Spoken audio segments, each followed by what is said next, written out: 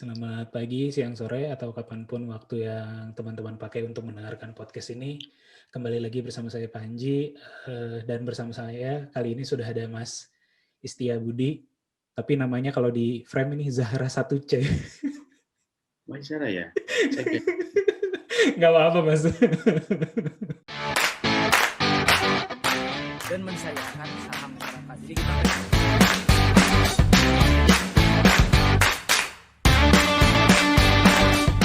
beda sama Jakarta, kalau orang Bandung tuh pasti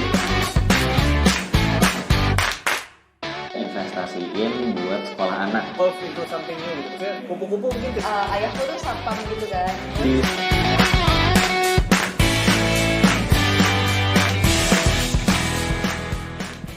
Punya ini ya, akun buat anak ini ya, pas lagi sekolah online ya. oke, sudah diganti. Itu gimana Mas mendampingi anak sekolah online nih? Udah 1 tahun nih berarti ya?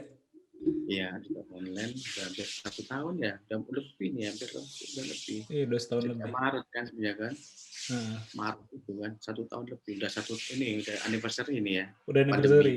Anniversary pandemi. Keadaan di Balikpapan gimana Mas?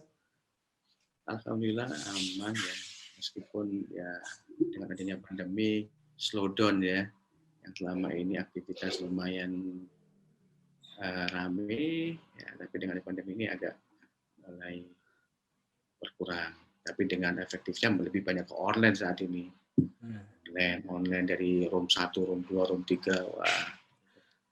Jadi lumayan ya, yang dihajar tuh punggung ya. Sama pinggang gitu ya. Yang dihajar. Karena duduk terus. Ini bagi yang belum kenal Mas Istia, aku kenal Mas Istia itu dari kegiatan di MIKTI sebenarnya ya. Pertama kali kita ketemu Ya, waktu itu ya. Kayak 2016 atau 2017 gitulah ya. Di acara backup kayak gitu. Badan Ekonomi Kreatif for Pre-Startup. Sekarang kalau nggak salah kegiatannya masih jalan, tapi nggak bareng sama MIKTI ya? Ya betul, nggak tahu sama siapa untuk backup yang Kemenparekraf dikelola bukan sama MIKTI lagi, tapi masih berjalan. Itu udah mulai di bulan April ini udah mulai itu dipromot untuk segera daftar teman-teman. Ya alhamdulillah sih masih berjalan ya. Salah satu yang digawangi waktu sama MIKTI sama Bekraf ya, dan itu masih digulirkan. Alhamdulillah itu program yang bagus ya dalam arti untuk mengembangkan startup, pre-startup. Yang salah satu mentornya kan Mas Panji waktu itu kan, programnya Mas Panji itu ya. Dan itu luar biasa, animonya khususnya Kalimantan ya, animonya luar biasa. Yang dulu nggak tahu startup itu apa, ini binatang apa, tapi udah mulai mereka. Apa sih Pak startup sih apa ya, udah mulai. Dan alhamdulillah udah mulai bermunculannya. Meskipun kalau dikompar sama di Jawa masih inilah ya, tapi udah mulai tumbuh yang sama. Ini kalau kita ngomong Kalimantan, khususnya Kalimantan Timur, tahunya tambang dan ini ya oil and gas ya, yang bagi mereka ya di situ pekerjaan yang utama. Tapi udah mulai bergeser semenjak 2014 ya. Itu udah mulai orang pengen apa sih dunia selain minerba. Karena kalau lihat dengan minerba otomatis sangat-sangat fluktuatif ya, tergantung dari harga. Jualnya kan sangat-sangat tinggi. Jadi kalau harga dunia turun, otomatis turun. Dan impact-nya yang makin nambang sama oil berat. Dan itu artinya ada satu sisi positifnya bagi dunia digital. Ya, dengan mereka mengalami keturunan, nah dunia digital bisa merangsek untuk memberikan impact ya ini loh. Ada satu hal yang bisa jadi solusi lah ya, alternatif. Itu peluang. Dan alhamdulillah 2015 sudah mulai, 2016, bahkan 2016 ada sesuatu hal yang positif untuk di Kalimantan Timur ya. Salah satu startup yang muncul di Balikpapan itu tukang pedia ya, yang ikut Sosiologi Leader itu juara nasional waktu itu. Juara nasional. Semua kaget kok bisa Kalimantan yang notabene dulu tambang sama oil and gas bisa punya startup yang bisa juara secara nasional waktu itu. Kita dampingi, kita bina, alhamdulillah. Ya, Iya, iya. termasuk yang waktu itu juga dari Pontianak Kalbar juga angkut ya, dengan angkut konsep untuk sampah ya. Jadi alhamdulillah sebenarnya potensi Kalimantan yang selama ini dilihat hanya sisi sumber daya alam udah mulai bergeser. Sumber daya manusianya udah mulai, ayo jangan sampai ketinggalan, ayo jangan sampai ketinggalan. Plus ada yang lagi rame, lagi hektik itu kan perihal IKN Mas Panji. Oke. Ya, nah itu mau nggak mau kan bagi teman-teman yang di Kalimantan Timur mau nggak mau harus nyiapin diri, jangan sampai cuma melihat atau cuma jadi penonton kan. Nah, makanya ini kita dicoba, ayo siapkan. Maka kita juga ada roadshow ke kampus, ke sekolah, mau jadi penonton atau pemain. Nah, kita sampaikan, kalau jadi penonton, ya kayak gini aja silakan. Tapi kalau jadi pemain, teman-teman harus scale up. Kenapa? Ini infrastruktur akan diperbaiki secara optimal. Yang selama ini hanya gini, nanti bisa lebih bagus lagi. Ya, kalau kita nggak siap jadi pemain, ya tinggal nonton. Tapi nggak bisa memberi peranan yang penting di situ. Dan alhamdulillah sih antusiasme kampus sama juga government, ayo Pak kita mau berlari, ayo kita berlari. Meskipun ya masih tertati-tati ya, tapi ini proses ya. Tapi minimal udah ada awareness-nya bahwa kita harus mulai bergeser untuk update skill di sisi SDM-nya. Jadi lumayan ramai sekarang dengan kondisi itu. Iya sih, itu menarik banget sih kalau ya tadi benar. Kalimantan ya identik dengan minerba, spesifiknya Kalimantan Timur gitu kan, minyaknya, tambangnya gitu. Makanya saya tertarik banget ketika waktu kita ketemu di di acara Backcraft itu ya. Oh Mas Istia dari dari Kalimantan Timur, dari Balikpapan, dan waktu itu dikenalin sama Mas Zaki juga bahwa adalah penggiat guru digital lah kalau di Balikpapan gitu kan. Nah, aku penasaran ke background-nya dulu nih Mas. Kalau rata-rata temanku ya, yang banyak temanku yang dari Balikpapan kayak gitu, walaupun sudah balik ke Jawa, ketika balik lagi ke kotanya, ya pasti pekerjaannya beririsan dengan hal yang ya tadi balik lagi ke minerba atau ya yang kaitannya terkait sumber daya alam lah. Kalaupun dia bisnisnya properti kayak gitu, jual beli lahan kayak gitu, atau jual tanah dapat duit beli mobil kayak gitu. Nah, aku penasaran background-nya Mas Istia gimana nih kok bisa jadi bisa dibilang guru kalau teknologi digital atau IT kalau di Balikpapan tuh. Ya, Masalah ya. gitu. Sebelumnya saya waktu ke Kalimantan ini sebenarnya dipaksa Mas Panji. Waktu saya kerja di perusahaan IT, mungkin Mas Panji tahu dulu kalau ini panjangnya aplikasi usaha Lintas Arta.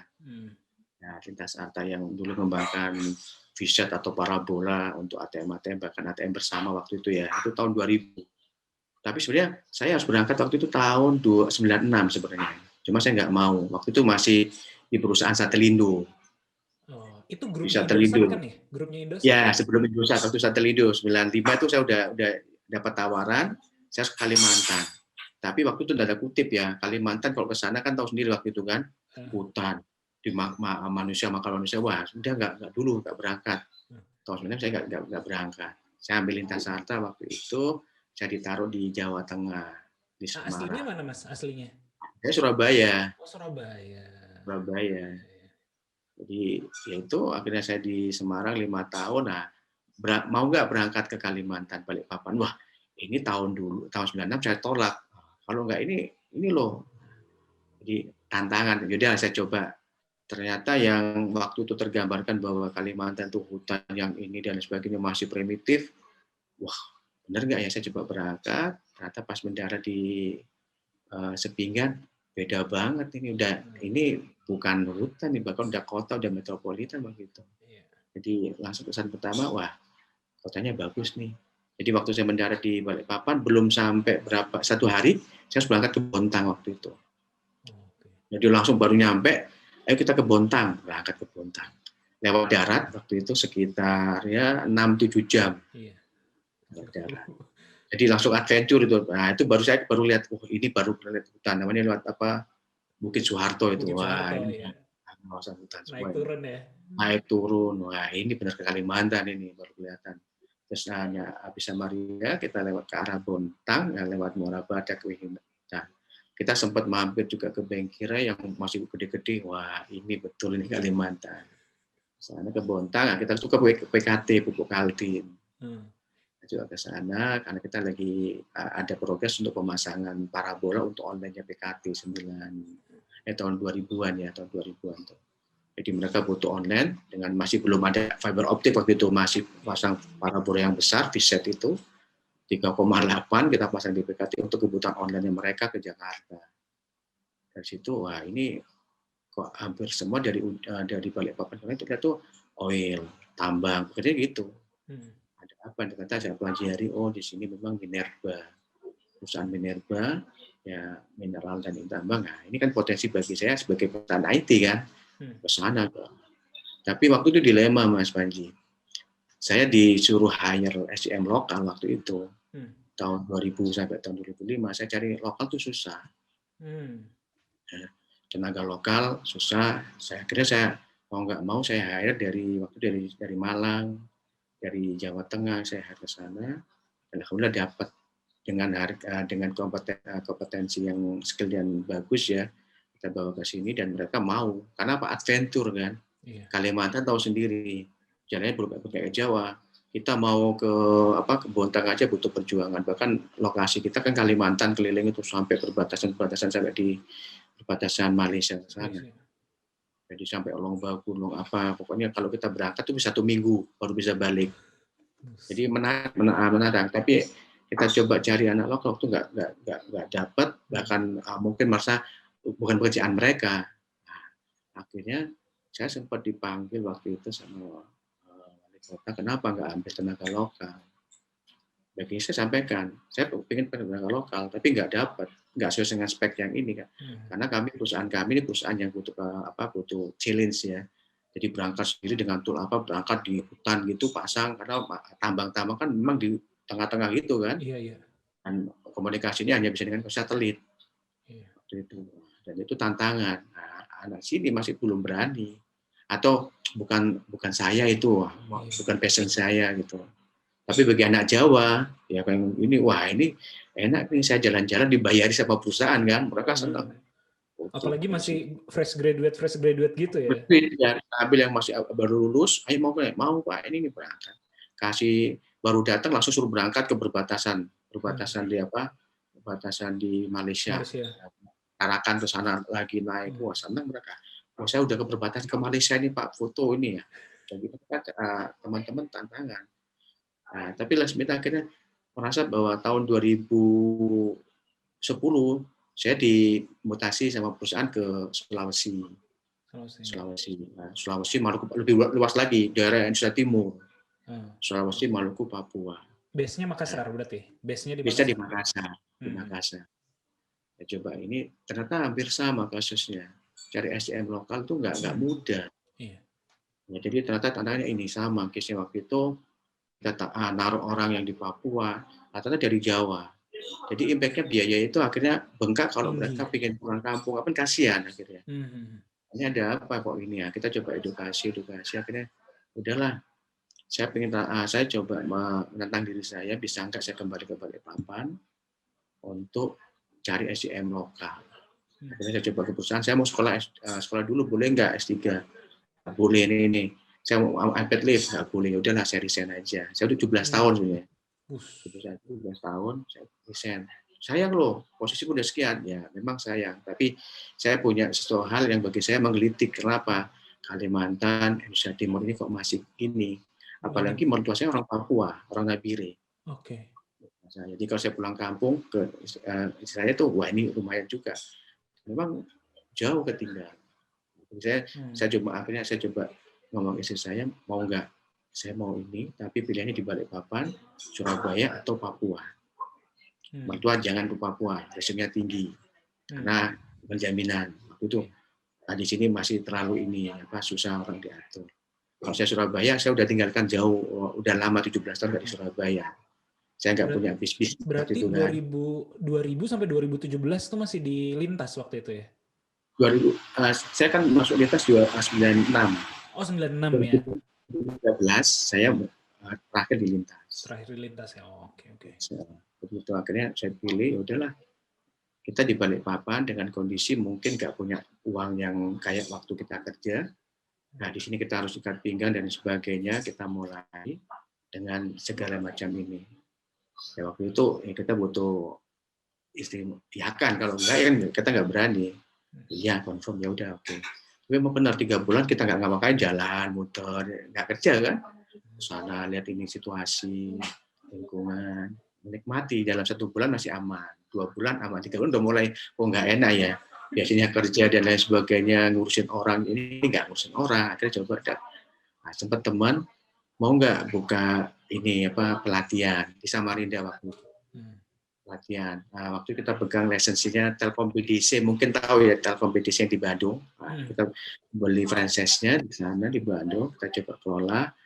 Bagus waktu itu antusiasnya mereka. Jadi pendidikan yang 2-3 tahun itu Mas Panji. Jadi kita mau skill kan, karena saya juga waktu itu ingin mengembangkan SDM.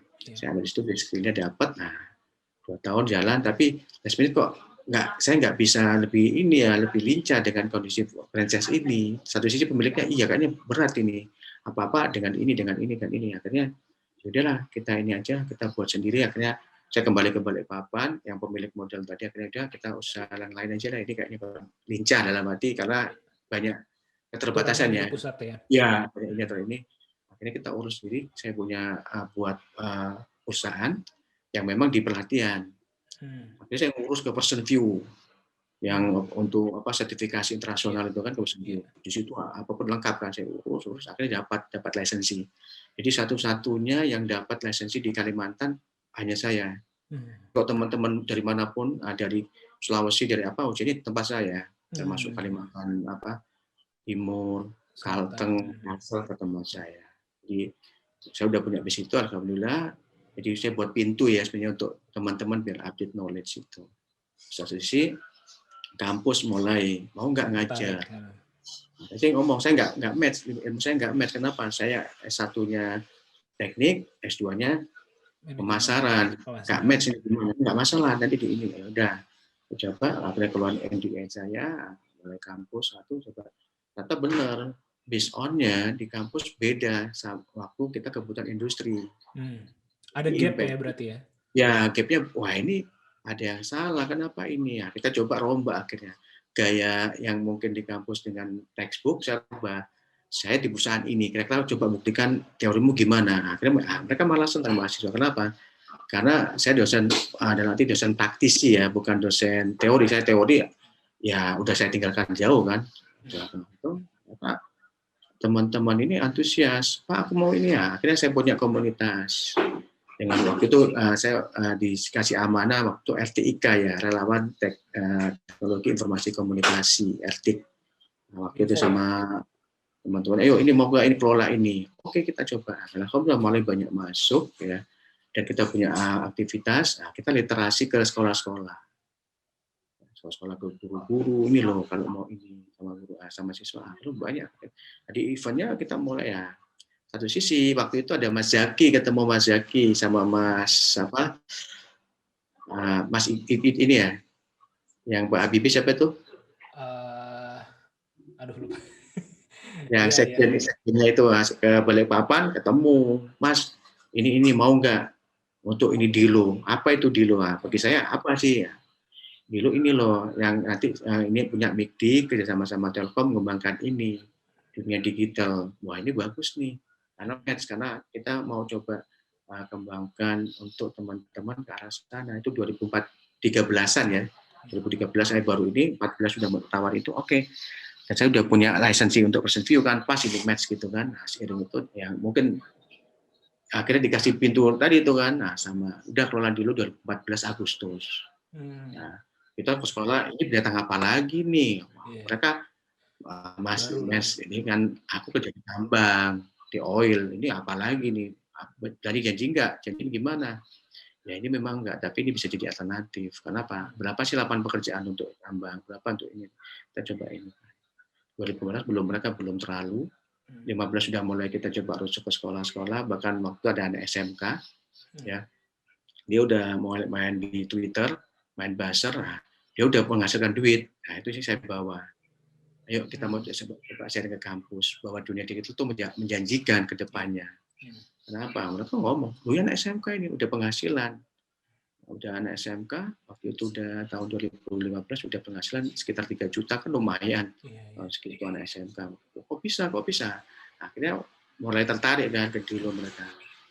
Yang program Dilo mulai, kampus mulai masuk.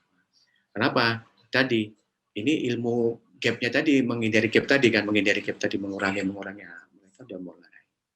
Dan mungkin cara paling masuk mudahnya ya tadi ya, kalau udah ada proven, walaupun digital ini bukan digital per se bikin something, tapi kayak marketing itu kan, ibaratnya buzzer ataupun online marketing, tapi itu udah jadi pintu masuknya juga ya, gitu ya. Betul. Nah, kalau kita langsung ke digital yang kayak startup, mereka apalagi karena belum proven untuk ke sana kan.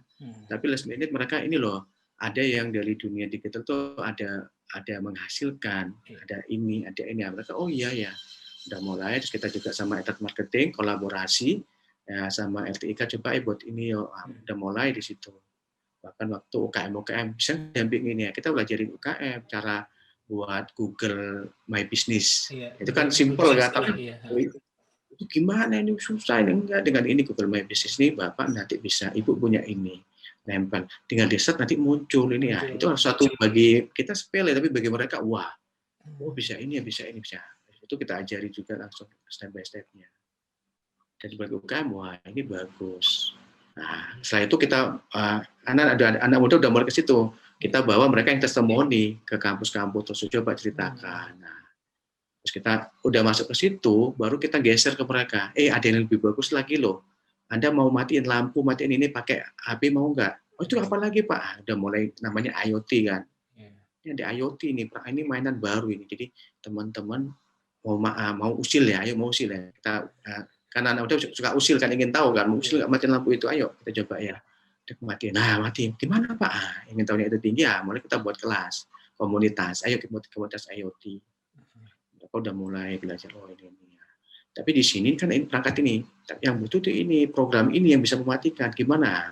Kita mulai program pelan-pelan, pakai web dulu. Di situ step by step ya Pak. Oh, bisa gini ya. Akhirnya kita ngomong sekolah-sekolah. Saya butuh ini loh sekarang anak-anak SMK. Bukan hanya kan selama ini masih VB ya. Masih VB ini boleh VB, tapi tolong dong mulai digeser. Kita butuh Java, butuh JavaScript. Udah mulai kenapa? Nanti kita mau coba ke arah mobile. Kan udah mulai waktu itu tahun 2016 udah mulai ya. Android udah mulai ya dengan masih bahasa Java yang masih lama ya, tapi udah mulai geser karena ini loh. Saat ini itu apa lagi Pak? Kami belum bisa ini, udah Bapak ngomong. Jadi ya makanya kita lewat pintu yang ini loh, bisa ini nanti, bisa ini. Mas, kalau sebelum aku jadi agak penasaran dulu nih. Kalau pas awal-awal itu ya di 2000 sampai 2013 2014 itu SMK yang ada di Balikpapan atau LP3 atau ya D3 atau Politeknik itu ada jurusan TKJ kayak gitu nggak, atau ada teknik informatika sejenisnya gitu? Ada. Di jurusan TKJ itu ada, tapi mereka memang TKJ-nya lebih ke arah untuk prepare tambang alat berat. Jadi lebih ke arah nanti saya kerja di sana untuk perusahaan tambang untuk ini. Tapi belum prepare bahwa nanti TKJ ini untuk pengembangan infrastruktur. Jadi rata-rata aku TKJ nanti kerja di perusahaan tambang, jadi IT-nya di sana. Berarti sebenarnya knowledge-nya udah ada, cuman pintu masuk industrinya ya yang masih ke sana, karena itu industri masih menarik kan ke sana, ke tambang ke sawit itu yang menarik kan. Tapi industri yang baru untuk membuat itu masih belum kelihatan. Akhirnya tahun berapa ya, 2016 sudah mulai banyak ISP lokal kan. ISP lokal mulai tumbuh. Ayo dong ISP budgetnya. Makanya waktu saya sempat jadi salah satu pengurus ABSI. Ya, tahun 2017 Asosiasi Pengguna Jasa Internet Indonesia ya sempat itu, karena saya ingin coba lewat situ biar ini tolong diserap tenaga lokal TKJ, karena mereka udah bis only-nya minimal udah bisa pegang router, ini routing udah bisa, tolong dipakai tenaganya mereka, dan udah mulai dipakai. Yang mereka selama ini berpikirnya gaji ya nanti ditambah kerjaannya. Meskipun di sini hanya sebagai helper sebenarnya, bukan sebagai fungsi yang ini, karena mereka semua di remote ke Jakarta kan. Iya betul. Jadi tolong di ini kan buka ini, mereka udah duduk manis, mereka di remote semua. Jadi sebenarnya secara ilmunya nggak kepake secara overall, cuma siapin nanti mereka remote tinggal duduk ya udah. Jadi lebih ke arah helper, bukan tenaga IT yang memang tenaga ahlinya, bukan tenaga ahlinya. Ini. Makanya saya buat pelatihan di situ. Ini loh, saya mau pelatihan ini mulai Cisco, Mikrotik. Nah, kita buat pelatihan gratis, kita gratiskan. Ada kok gratis? Ya, saya ngajarnya gratis dalam arti mereka biar sertifikasi di tempat saya. Nah, kita buat paket itu. Biar gratis, nanti sertifikasi di tempat saya dapat diskon. Kalau teman-teman nggak di tempat saya mungkin bisa, tapi nggak dapat diskon. Karena saya bisa ngasih diskon waktu itu buka, kan saya juga satu anggota Netakat. Ya, yang akademinya Cisco di situ. Jadi kalau teman-teman belajar nanti bisa dapat skor yang bagus, akan dikasih voucher diskon oleh Cisco Academy tadi. Nah, kita buat kelas yang bagus silakan. Nah, ini dapat diskonnya, manfaatkan dengan baik. Itu contribution situ. Itu menarik banget sih, berangkat tadi dari ketika lagi kerja di Lintas, sebenarnya problematika SDM lokal itu memang minim, terus ketika keluar dari Lintas, Mas Setia bikin lembaga pendidikan lah. Nah, waktu itu vokasional lah ibaratnya ya, masih sifatnya vokasional lah. Nah, ketika mau kerja sama dengan perguruan tinggi atau mengajar juga di perguruan tinggi, tentunya gaya vokasionalnya tetap dibawa kan, yang sifatnya praktikal, kayak gitu-gitu.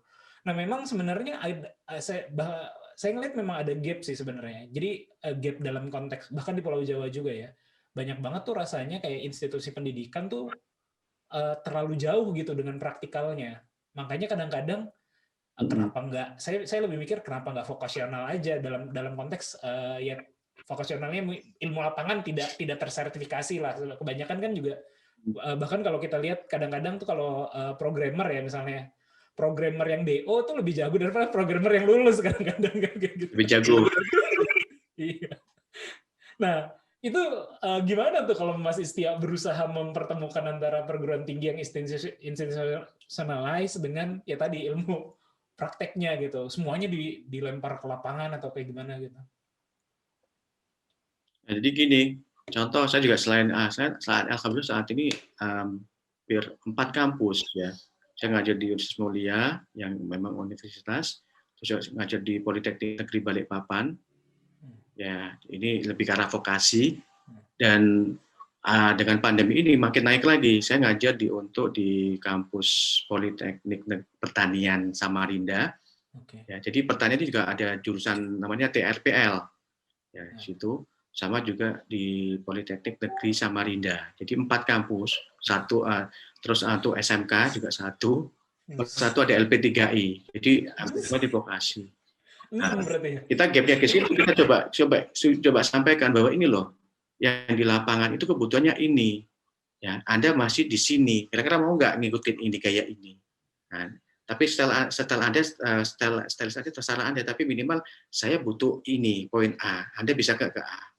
Nah, kita coba ke situ, aku nggak bisa ke sini, waktu saya nggak punya. Oke, saya buatin kelas khusus teman-teman yang mau di sini. Kita buatin kelas. Dan alhamdulillah rata-rata yang bisa ikut kelas kita terserap. Ya, jadi contoh yang kita ada kantor BPK Keuangan yang di Balikpapan. Jadi mereka sebagai EOS, tenaga EOS dipakai di sana, kepake dan kita sertifikasi mereka, angkanya bukan UMK lagi, Mas Panji. Karena ada tadi sertifikat, mereka naik. Ya, kalau S1 itu masih diakui UMK di sini kadang-kadang. Ya, lulus SMK masih UMK, kasihan banget. Makanya kita coba sertifikasi, mereka naik. Ya, itu mulai jadi ini. Jadi dengan case itu mereka berlomba-lomba, Pak, aku mau ikut belajar itu biar saya naikin kelas. Dan mulai anak SMK pun udah mulai nyari. Yang kuliah yang mau lulus, Pak, aku mau sertifikasi ini. Oke, kamu pelajarin ini dulu. Nah, nanti kalau udah siap, oke, nanti saya bootcamp. Nanti teman-teman sertifikasi. Kenapa? Bukan masalah uangnya. Kalau Anda nggak lulus kan sayang ini. Ada uang yang lumayan gede untuk kalau ujian. Nah, harapan saya Anda lulus. Makanya kita coba ini. Saya mending Anda nangis di kelas saya dibanding waktu Anda ujian nggak lulus, sayang kan? Nah, jadi lebih gitu. Lebih kata orang jahat banget, bukan jahat. Kenapa? Ini saya lebih teman-teman berdarah-darah di awal dibanding nanti di sini slow, tapi pas di pekerjaan Anda nggak bisa apa-apa. Satu, nama kampus Anda dianggap nggak perform. Sekolah Anda juga dianggap nggak perform. Saya mending teman-teman nangis di sekolah atau di tempat saya nangis, tapi teman-teman paham nanti mau ini, mau ini, mau ini. Ya, impact-nya, jadi banyak teman-teman, guru-guru atau dosen, aku boleh nggak anak-anak magang di tempat masuk, silakan. Tapi saya punya aturan dia. Kalau nggak sesuai dengan ini, saya kembalikan. Kenapa? Saya nggak cari mahasiswa atau anak SMK yang pintar, tapi saya ingin cari mahasiswa yang mau, sama anak sekolah yang mau untuk belajar ini loh. Nah, itu alhamdulillah mereka rebutan. Tapi kita batasi. Kenapa? Kita ingin jaga kualitas tadi. Jadi memang kita jaga dan ini, dan alhamdulillah dari situ Mas Panji, saya dapat bisnis sebenarnya. Dapat bisnis baru. Kenapa? Mereka punya posisi di perusahaan masing-masing. Nah, mereka akan kontak saya, Pak, aku ada kerjaan ini, mau nggak ini, mau nggak ini. Oke, siap. Yang kerja siapa ya? Teman-teman yang saya didik tadi. Ini kerjaan ini. Kerjaan ini, kerjaan ini. Anda punya portofolio ini. Nah, itu, jadi akhirnya korelasinya itu bersambut mereka. Yang baru tolong untuk masuk. Itu yang saya coba bangun dalam arti kata kok nggak sayang ini kalau pas, bukan, itu hanya mereka, tapi bagi saya ini bisnis yang memang saya harus update tulis semua terus-terusan. Kenapa? Kalau ini saya keep semua, mereka nggak bisa kurkan saya. Jadi saya itu, saya dapat yang baru, ini ada ini, kerjaan dapat ini, ya gitu terus. Alhamdulillah dipakai terus. Iya, itu jadi ekosistem ya berarti ya. Ekosistem, makanya alumninya kerja di mana, nanti membantu yang ada di dalamnya juga, yang di lembaga pendidikannya juga. Iya.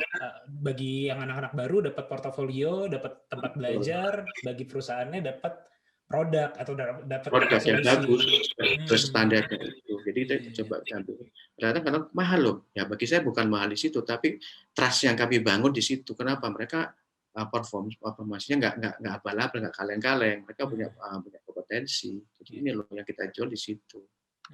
Nah, kalau sampai sekarang itu bahkan Telkom butuh, Mas, aku butuh programnya ini nih.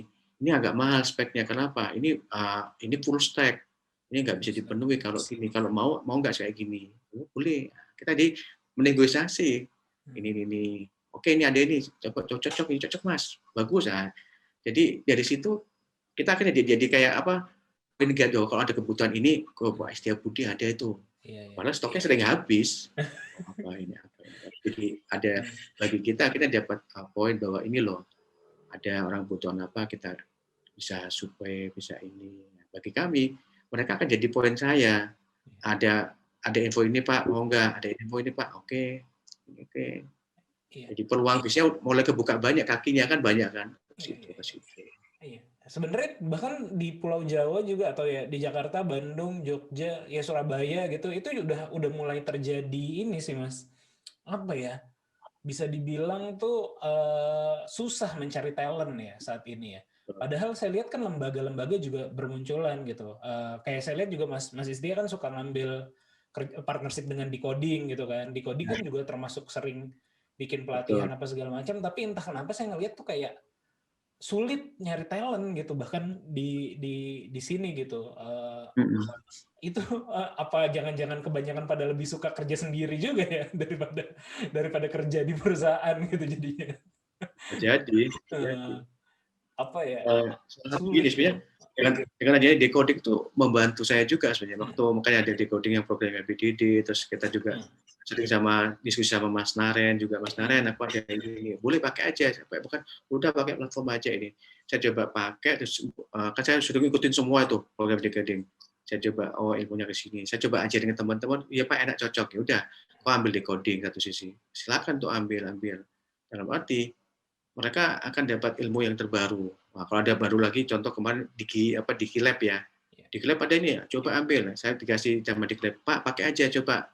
Jadi kayak saya tuh sebagai cari dulu apa ini, ini enak buat belajar ini ada ini. Kemarin sama Bisa AI, ini enak nih. Jadi tinggal ngelempar. Tapi dari situ saya tahu bahwa sebenarnya ini platform semua tuh enak. Cuma tadi betul daya juang sebenarnya. Ya, sama daya belajar kita itu tergantung masing-masing. Ya. Kalau teman-teman contoh mau menyisakan dalam waktu 1 hari 2 jam untuk belajar fokus saja, itu bisa cepat kok sebenarnya. Karena saya coba alami waktu belajar Decoding, yang punya target harus lulus karena di press gitu, harus lulus. Kata, oh iya di sini bisa, oh di sini bisa. Nah, rata-rata di kita itu problemnya literasi, Mas Panji. Budaya bacanya sangat-sangat ini kan, suruh baca dikit ini udah malas. Nah, satu sisi itu. Nah, itu nggak bisa dipungkiri, bukan hanya di Kalimantan ya. Dan hampir mungkin generasi kita bahkan bukan baca, visualisasi semua kan. Lebih ke arah situ, dan untuk baca itu problem banget. Dan itu kita coba alami, coba dong kalau ini ada error ini Pak, ada kok, coba aja dicek. Nanti errornya di full stack itu ada apa, ini ada semua kok, Stack Overflow muncul. Nggak ketemu Pak, aduh, pakai bahasa Inggris Pak, ya kan ada translate, ada ini ya. Gitu. Jadi memang mereka pinginnya serba instan. Itu problem yang kita hadapi sebenarnya. Makanya mungkin juga yang dialami startup yang ini arah ke situ ya. Satu sisi memang yang menarik kerja sini freelance tadi kan. Ya, freelance dan lebih menarik, apalagi freelance saat ini apalagi ke arah luar. Ya, itu kan banyak banget tawaran kalau kita freelance ke luar, saya sering nggak dapat tawaran.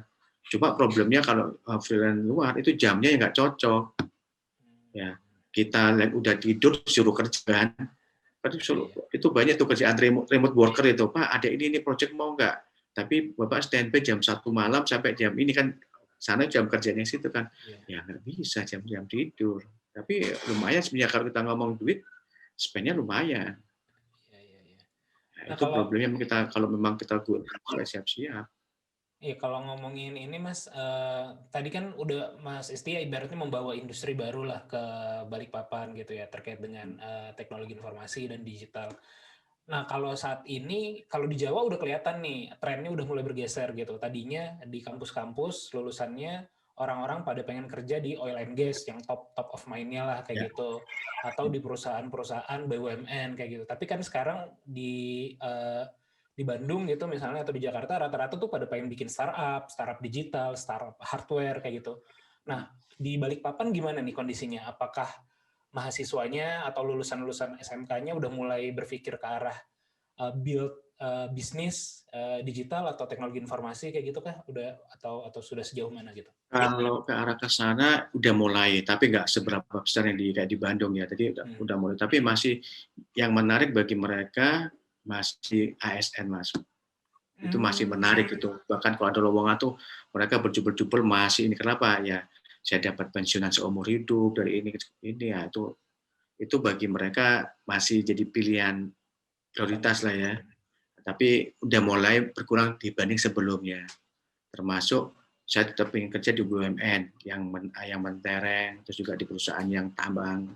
Contoh kalau di sini kan kerja di Total atau PHM ya, Chevron itu di PHKT, Faiko itu di PHSS, karena itu semua kan jalannya di Pertamina, itu masih daya tarik bagi teman-teman.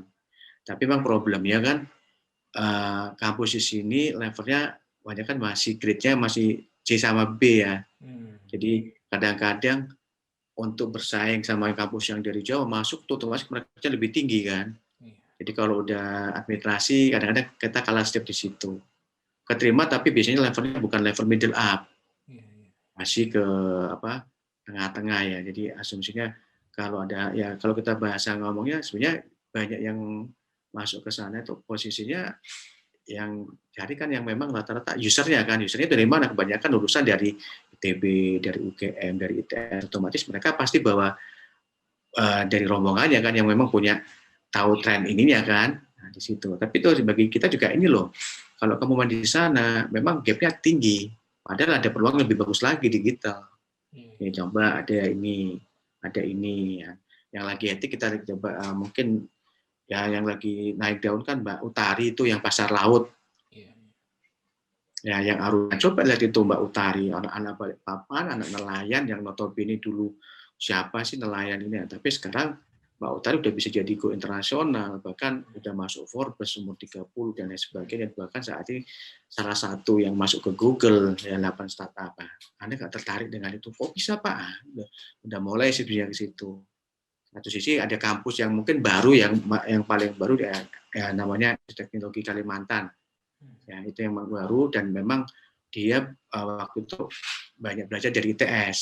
Ya, memang 2 tahun sempat kampusnya di ITS. Jadi punya punya habit culture-nya dari ITS dibawa ke sini otomatis bagus ke bawah ritmenya gitu yang serba cepat serba ini dan kompetisinya juga tinggi ya itu lumayan jadi pemicu dunia digital startup dan alhamdulillah mereka udah punya inkubasi bisnis ya yang didukung sama Dikti ya dan kalau salah itu salah satu mentornya dari Mikti Mas Indra Purnama jadi udah mulai jadinya udah mulai ada dibangun bahkan kemarin juga salah satu stafnya sempat masuk ke DJV ya di customer validasi ya di customer validasi ya yang bergerak di peternakan sama perikanan udah masuk ya udah mulai dan kita juga yang tadi yang udah berhasil itu tolong dong testimoni mereka udah mulai ngomong ke adik-adiknya ini loh ini bagus loh ini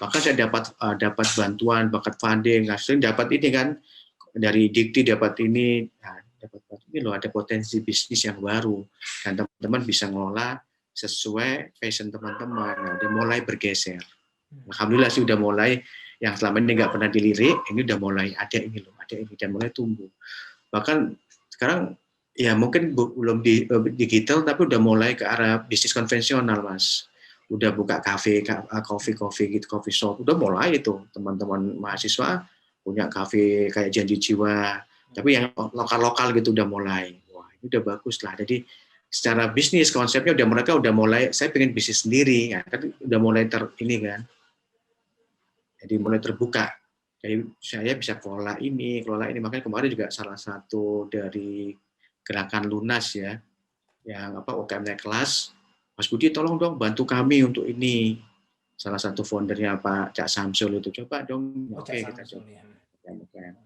mereka itu termasuk sama Mas Zainal ya yang di Surabaya ayo kita ini gerakan UKM karena kita mau coba UKM juga karena kita dalam arti pemahaman tadi bahwa kalau kita konvensional kita nggak bisa secara produk kita hanya lokal itu aja kita mau coba produk yang ada ini bisa go nasional minimal.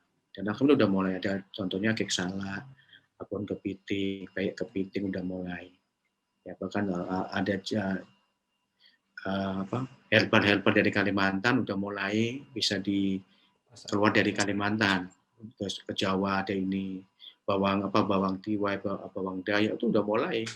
Yang selama ini nggak pernah dilirik kan, akhirnya udah mulai. Coba ini dong, coba ini. Kita sama woman trainer juga. Woman trainer. Kita coba balik papan. Dan memang pertama apa ini? Kok gini ya? Tapi ya kita mau coba. Berarti ini memang kita harus siapkan ketambahan informasi IKN di Kaltim. Wah mereka pada ini harus ngapain. Momennya pas, makin kita dorong. Anda jadi penonton, mau apa, ya, gimana, ya ini harus segera skill up, kalau enggak ya peluang kita akan hilang, Anda bisa tersisihkan. Aku ini Mas, ingat kalau nggak salah kan sebelum kita ngomongin yang UKM dan kreatifnya ya di akhir gitu, aku ingat di tahun 2017-2018 itu kan minyak jatuh banget ya. Minyak batu bara minyak sih yang kerasa banget ya batu bara juga lumayan gitu. Nah itu gimana itu tuh PHK besar-besaran Mas? Itu PHK besar-besaran. Ya banyak banget di Kalimantan Timur tuh impact-nya banyak pengangguran ya. Akhirnya pada pulang ke kan mereka urban ya banyak pendatang yang di ini akhirnya pada pulang kampung ya. Bahkan sini banyak rumah-rumah yang selama ini mereka beli dengan cash, akhirnya banyak yang kosong. Jadi sebenarnya pergeseran itu dengan dampaknya oil and gas mineral jatuh, banyak orang yang dalam arti nggak bisa bertahan lagi, mereka cari bisnis lagi gitu loh, shifting atau pivot. Ya. Apakah itu jadi momentum buat ke digital atau ke industri kreatif yang tadi Mas Istia ceritain gitu? Itu salah satu pemicu dengan makin mereka bergeser ada peluang baru lagi nih dengan digital ya. Dan sebenarnya ekonomi kreatif ada industri kreatif di Balikpapan udah mulai muncul, contoh salah satu perfilman ya. Perfilman, jadi salah satu juga teman-teman udah bisa go internasional, bahkan tahun berapa ya 2015 atau berapa itu sampai ke Perancis masuk 10 besar teman-teman. Film pendek. Jadi udah mulai sebenarnya. Jadi perfilman ya Bahkan yang kalau kita ngomong di Kukar itu salah satu seni pertunjukan ada Ero itu Mas. Nah, itu kan Ero itu ya itu udah mulai mau nggak mau yang aku dengarkan tempatnya minyak itu sama tambang. Nah, ya kan nyiapin itu. Dan bahkan kota Tenggarong ya sama Balikpapan salah masuk 10 kata programnya Bekraf. 10 kata. Kata tuh apa? Ya. Kata itu kabupaten kota ekonomi kreatif versinya Bekraf. 10 kota masuk itu. Jadi kalau Balikpapan itu kota apps and game, kalau Tenggarong itu masuknya kota seni pertunjukan, kabupaten seni pertunjukan, 10 kota. Ya, jadi kalau yang aplikasi end game itu Malang, yang di Jawa. Jadi kita 10 kota itu otomatis Balikpapan masuk di situ, masuk 10 besar kita. Jadi kita makanya sempat Balikpapan kita coba belajar sama Malang. Dan memang Malang udah punya ekosistem ya. Bagus ya. Kita coba ini Malang dari sisi mulai government-nya, Pentahriknya udah jalan.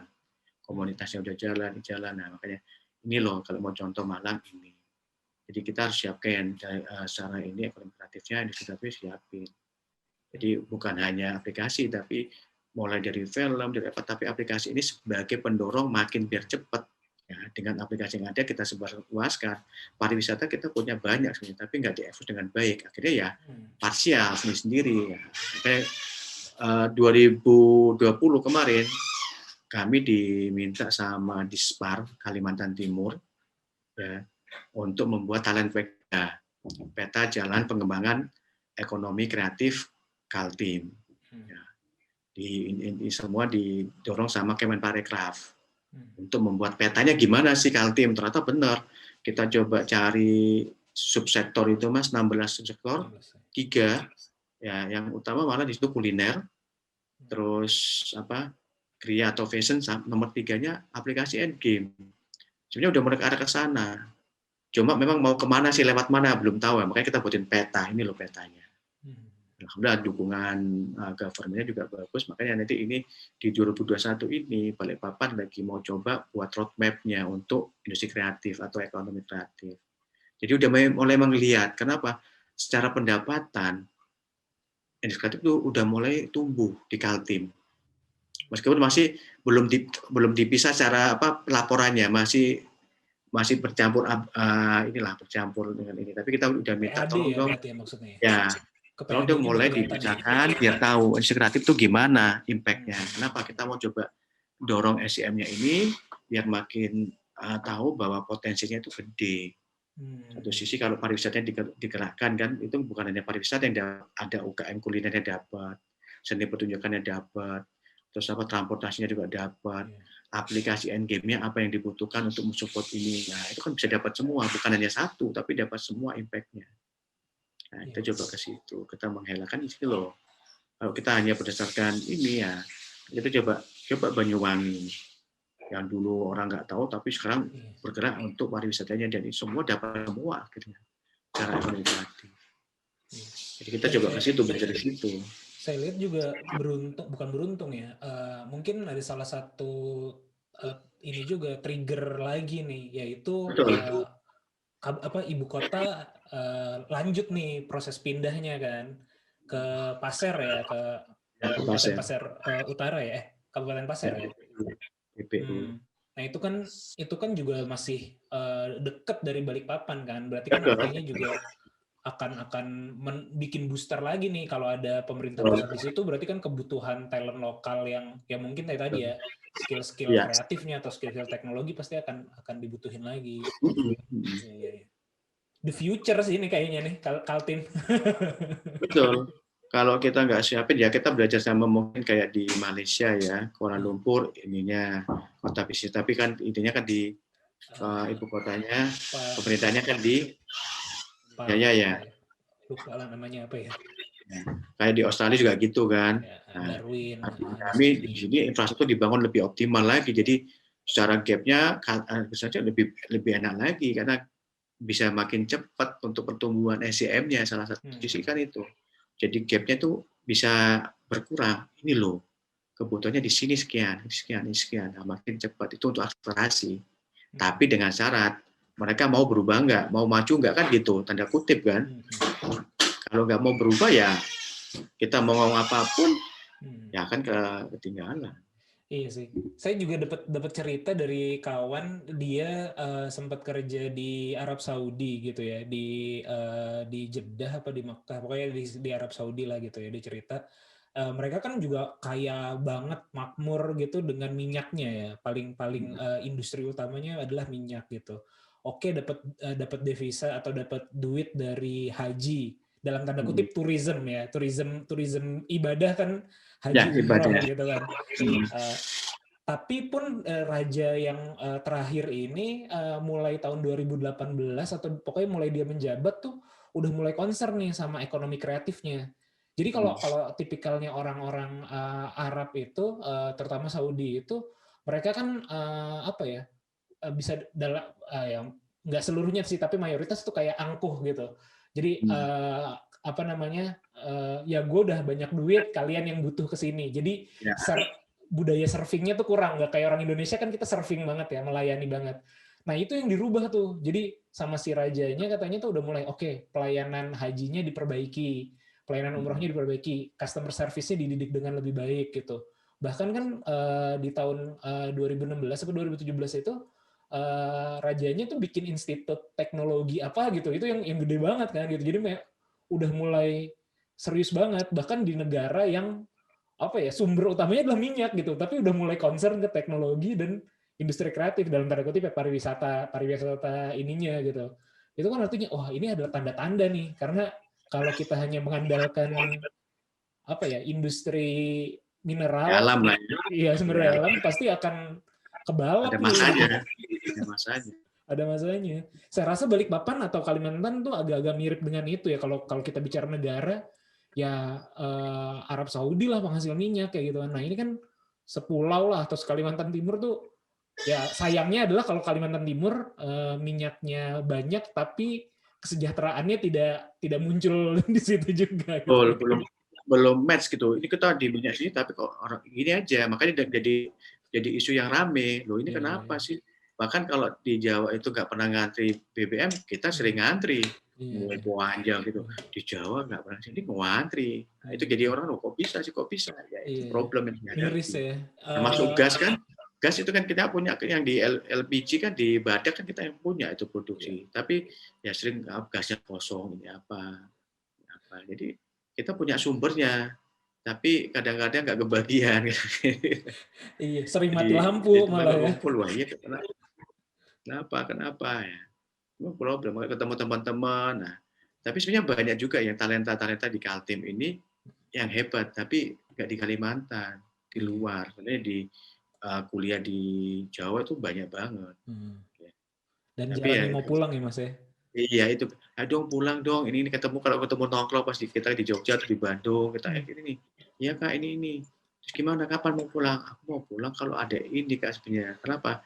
Ternyata ya itu masalah isu tadi ya. Kalau dia pas pulang dia nggak pas diskusinya nggak nyambung, agak bagi mereka nggak enak gitu loh. Dianggap ini sih omongannya ini, padahal itu sebenarnya masalah belum ketemunya tadi kan gapnya. Jadi kalau bisa sedikit gitu, jadi hal yang bagus, positif.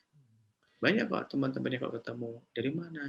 Dari Samarinda, dari mana Balikpapan, dari mana Penajam. Bahkan ada salah satu anak yang di Tanah Grogot atau salah satu software game. Ya, tahun 2019 dia udah ikut pameran di Stuttgart. Ya, namanya Ogisoft atau namanya pulang gamenya Pulang Insanity. Itu pameran di sana. Pameran di Stuttgart waktu masih sama Backcraft ya. Sana. Jadi sebenarnya nggak ada isu. Ya isunya tadi ini loh, mau ke sana nggak? Tapi memang effortnya teman-teman harus belajar benar, dalam arti ini hal baru. Kalau kita hanya biasa aja, kita akan kalah skill kita sama yang lainnya. Kita harus lebih, mereka bisa 2 jam, kita harus lebih 3 atau 4 jam biar gap kita mulai nggak jauh-jauh. Jadi perjuangannya harus lebih masif lagi. Dan kalau kita ngomong di teman-teman di Tanah Grogot, Mas Panji, itu masih 3-4 jam dari Balikpapan. Temenku ada yang 4 ngomongin jam. di situ tuh. Dan kalau ngomong internetnya pun nggak stabil, belum ini, tapi mereka udah bisa punya produk ini. Kalau berapa udah ada sih teman-teman udah explore kemarin udah masuk Play Store, tapi belum bisa sampai skala internasional. Tapi kalau perfilman udah mulai perfilman, videografi, bahkan YouTuber salah satu juga ada yang dari seberang juga ada itu. Jadi mulai sih, udah mulai industri kreatif udah menarik ya teman-teman. Meskipun belum masif gitu ya, tapi bagi kami ini pergerakan yang bagus. Harus kita mulai testimonikan, lakukan dengan pola yang ini loh ada bisnis atau apa ekonomi yang menarik bagi semua pihak. Ya, bahkan saat ini yang teman-teman yang sering jadi mentor di Dilo, mentor-mentor itu udah nggak laku di Balikpapan, dalam arti gini, nggak kuat bayar mereka. Tapi mereka laku ke arah ke Jerman. Salah satu ada teman yang di hire sama dia mau buat kayak startup kayak ruang guru, tapi di Jerman. Jerman. Terus yang paling laku di Singapura, Wolex itu ya. Itu banyak dari banyak ke sana di hire sama tim Wolex. Jadi sebenarnya teman-teman udah mulai go internasional, tapi dianggap itu pengangguran. Di sistemnya di Snaker itu nggak kenal freelance, itu problemnya. Saya udah ngomong kenapa? Ya karena nggak ada di sini Pak ini ya. Terus kalau mereka lapor gimana ya nggak bisa. Kan kita coba lagi ngomong sama pemerintah, ini mereka itu bukan pengangguran, salah satu yang menghasilkan devisa sebenarnya kan. Ya mereka dibayarnya nggak perlu ke sana tapi bayarnya dolar ke Indonesia. Dolar. Malah harusnya jadi perhatian sih, karena kalau nggak terdaftar malah nggak bisa dipajakin kan, dalam tanda kutip pajaknya nggak masuk. Bagaimana senang aja, tapi bagi kita aset dong, hargai dong mereka dalam arti harga ini. Jadi kalau kita ada proyek juga, aku tolong untuk dibantu ini untuk apa supervisi teman-teman yang di bawah ini karena betul nggak supervisinya. Itu. Bahkan kami juga ke dinas-dinas kalau butuh apa kami siap kok untuk apa use case apa yang kasusnya. Jadi ya kita lihat di use case-nya di OPD di pemerintah juga lumayan dalam arti ke sini. Jadi kita ngomong ini bisa nggak ke sini. Siapa yang ngerjakan? Anak-anak sekolah, anak-anak SMK. Yakin Pak. Kenapa? Kami dampingi kok. Kita coba mulai membuat mereka trust lah sama lulusan yang ada di sini. Kalau nggak trust, buat apa ada kampus, buat apa ada sekolah kan gitu bahasa sarkasmenya ya kan. Mereka sekolah ini ya, tapi memang belum sebaik yang ada di Jawa yang potensi. Tapi kami lagi coba mereka dengan persiapan mulai kompetensinya, skillnya mereka kita godok terus lewati itu. Ya, waktu kita juga uji kompetensi pada SMK kan coba waduh kayak gini gimana mau kerja di mana gini aja. Bahkan kami coba mereka mau nangis aja mumpung di potensi kalau mereka mau kerja nggak bisa kayak gini skill kayak gini. Ya, kalau saya dulu tahu masih di lintas nggak akan saya pakai serius ini nggak akan saya pakai kalau gini saya nggak mau saya ambil Jawa. Terus sekarang alhamdulillah udah mulai teman-teman pakai dong ini dong.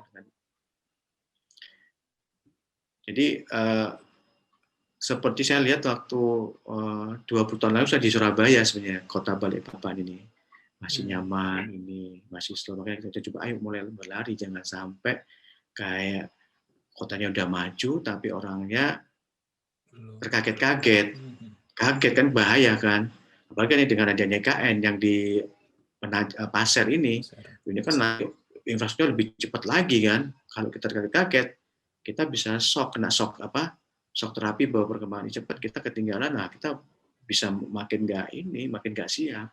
Ini kita coba bangun teman-teman khususnya kalau saya ngomongnya ke mungkin generasi yang ini ya mahasiswa ke bawah ya kalau yang mereka udah ini saya nggak terlalu ini karena memang udah punya mainnya sendiri tapi yang bawah ini kita kasih peluang kasih ini. Bahkan kita sering diskusi sama teman-teman komunitas yang lain soalnya pebisnis ya ini ada juga bisnis yang bisa kelompok Brand Station ada juga yang DDA kita sering diskusi apa sih kontribusi teman-teman proses terhadap ini perkembangan ini harapan kami sih ayo kita bangun bareng kita butuh entrepreneur muda yang bisa jadi jembatan untuk teman-teman ini bisa lebih masif kalau enggak berat kasihan teman-teman pintunya nggak dibuka akan jadi hal yang susah kenapa lapangan pekerjaannya minim kalau kita bergantung sama Minerba padahal kota Balikpapan ini kota jasa Mas Panji Jadi sebenarnya tambang itu nggak ada di Balikpapan sebenarnya. Semua kan adanya di daerah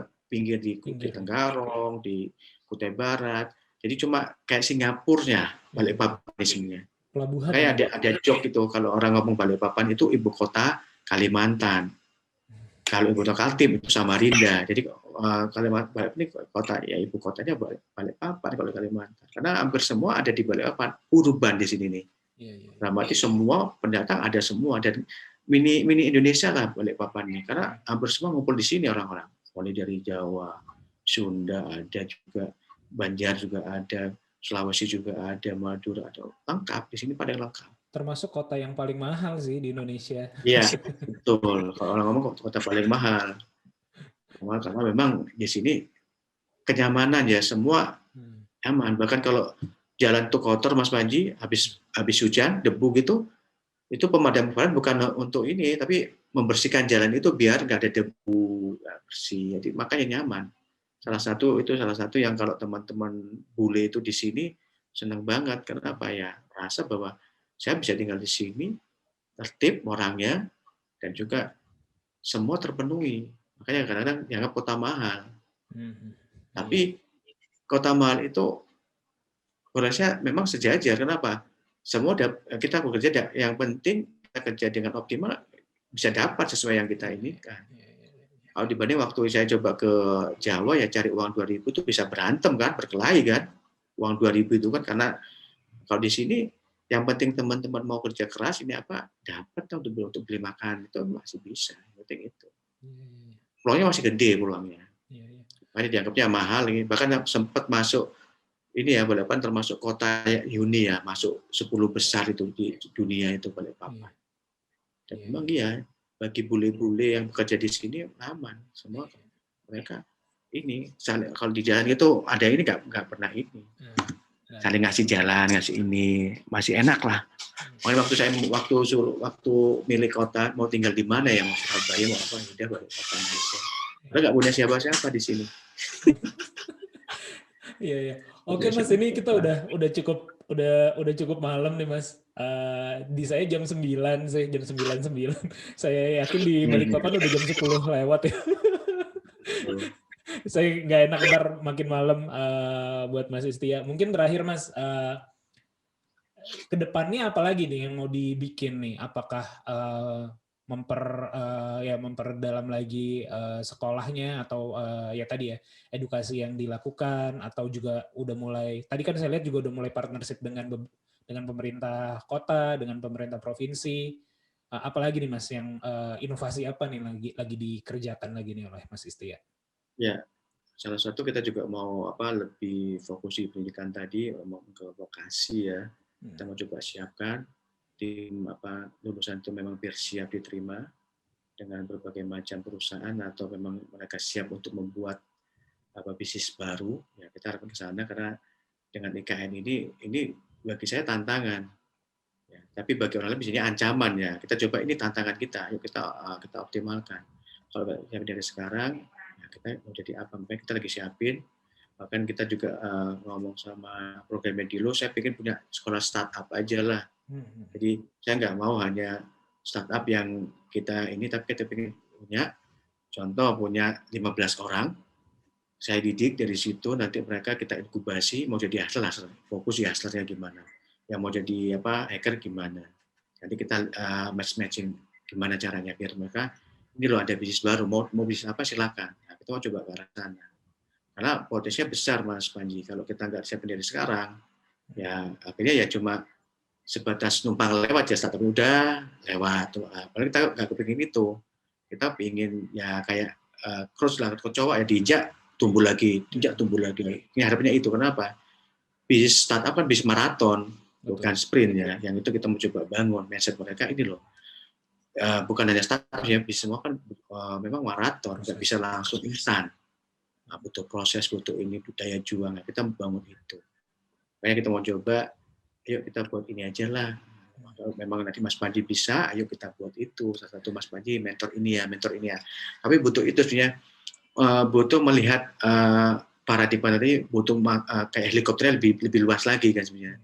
Bukan yang cukup yang kecil gini, tapi yang lebih besar lagi. Makanya nanti pengen juga kolaborasi sama teman-teman yang mungkin di Jawa, Mas Panji, ada waktunya yuk kita buka ini. Kenapa? Biar buka wawasan mereka satu sisi. Kedua, kompetisinya itu butuh yang fit ya, bukan hanya sikut-sikutan, tapi basisnya memang punya kompetensi enggak atau skill enggak. Kalau sikut-sikutan ya bahasanya bukan ranah lagi saat ini ya. Kita mau coba bangun itu. Kalau kompetisi wajib, bukan apa-apa. Kalau kita kompetisi nggak asik kan, kita lari sendiri ke distrik kan nggak asik, nggak ada pesaing, kita nggak bisa untuk improve, untuk inovasi. Satunya kita mencoba bangun di situ. Satu sisi kami juga lagi kejar-kejarnya sama komunitas untuk mulai ke government, untuk mulai mereka membuka pintunya bahwa ini loh ya, industri kreatif ini kita butuh support, bukan hanya butuh tagline tapi butuh support. Supportnya dalam apa? Yang mendasarnya gini, butuh regulasinya ini loh, regulasinya ini ya. Kalau tanpa ada regulasi atau kebijakan berat ya. Karena selama ini banyak kan, oh ini ya udah oke setuju, tapi nggak ada regulasi untuk mendorong itu kayak berat. Makanya kita jadi coba mungkin dengan talent background tadi salah satu jalan, nah ini kita buat roadmap. Nah, memang butuh regulasi, petanya mau ke sini, tapi kami butuhnya step A ini kalau lulus ke sini saya butuh di sini ya, sesuatu yang kita mau coba ke sana. iya Jadi Mas, saya jadi ingat ini saya jadi ingat Mas terkait dengan dukungan pemerintah sebenarnya. Tahun lalu kalau nggak salah pas zaman pandemi itu saya sempat ikut seminarnya Bu Sri Mulyani. Nah, dia nih cerita tentang adanya insentif pajak untuk perusahaan-perusahaan yang menyelenggarakan vokasi. Vokasinya dalam konteks luas. Jadi dan insentifnya tuh besar gitu, bisa 80% atau 50% gitu, 50% sampai 80%. Jadi dalam artian kalau teman-teman perusahaan atau teman-teman instansi ya perusahaan gitu ya punya program vokasi, nilai yang dikeluarkan untuk mendidik orang tersebut itu bisa mengurangi pajak yang harus dibayarkan ke pemerintah kayak gitu. Nah, kayaknya yang Mas Istia lakukan itu bisa banget sih dikerjasamakan dengan perusahaan-perusahaan yang ada tuh, misalnya di Kalimantan ada perusahaan apa, ditawarkan itu dengan ya tadi ini bisa dapat salah satu daya jualnya gitu. Kalau kerjasama dengan pemerintah atau perguruan tinggi kan memang mereka sebagai talent source, tapi sebagai yang punya duit programnya dari perusahaan aja yang ngebiayain kayak gitu. Dan itu bagi mereka bisa ngurangi pajak. Nanti saya share deh ininya apa namanya presentasinya itu tuh menarik banget sih. Saya sendiri jadi pengen bikin di internal karena kita bisa ya tadi mengajukan reimburse lah dalam tanda kutip. Ya, tadi kan betul. Iya. Ya itu kan kita coba itu karena memang problemnya di situ kan.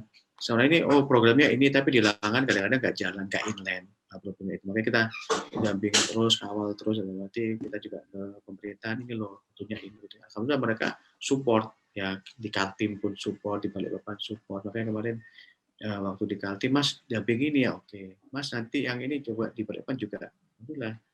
Tinggal memang kita butuh mau banyak anak-anak muda sih, bukan hanya saya, tapi pingin yuk ikut ini kan kemarin kita juga sempat buat relawan Ekraf Balikpapan, buat ini dong.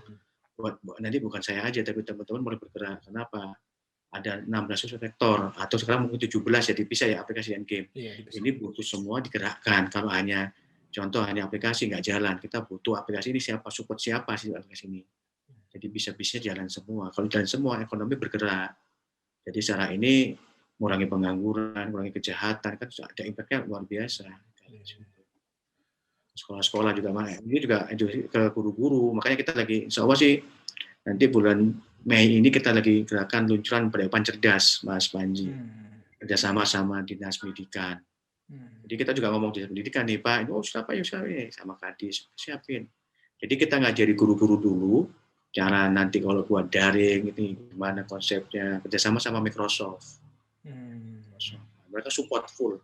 Ini siapin. Soalnya mereka support. Kita coba guide Rana untuk publikasi ke pendidikan ya. Karena kita mau dari pendidikan ini biar gap-nya mulai berkurang biar lebih cepat mengikuti industri kreatif sih karena pesannya. Biar kita bisa masuknya biar enak. Bahasanya kan kalau kita ngomong mereka udah paham, kita bisa satu frekuensi ngomongnya nyambung gitu loh. Oh ke sini, itu harapan kami ke situ. Intinya ke situ. Jadi kita mulai dari komunitas, kalau pentaheliknya udah jalan ya, bahkan sekarang bukan pentahelik lagi ya, termasuk fintech udah mulai jadi salah satu itu kan, finance-nya itu mulai dihitung lagi kan, Sighelix gitu ya. Jadi udah menarik sih. Jadi makanya atau Helix. atau itu 6 apa sekarang itu jadi 6 itu ya. Karena salah satu financial tech itu kan salah satu nggak masuk. Iya. Oke Mas, thank you banget nih waktunya. Nggak kerasa udah 1 jaman kita ngobrol. Semoga apa ya? Aku tutup dulu ya. Terima kasih Mas Istia. Terima kasih juga buat yang udah dengerin sampai akhir. Semoga obrolan kami ada manfaatnya. Sampai ketemu di podcast Ngobrol Bisnis berikutnya. Assalamualaikum warahmatullahi wabarakatuh. Waalaikumsalam. Terima kasih Mas Panji. Iya.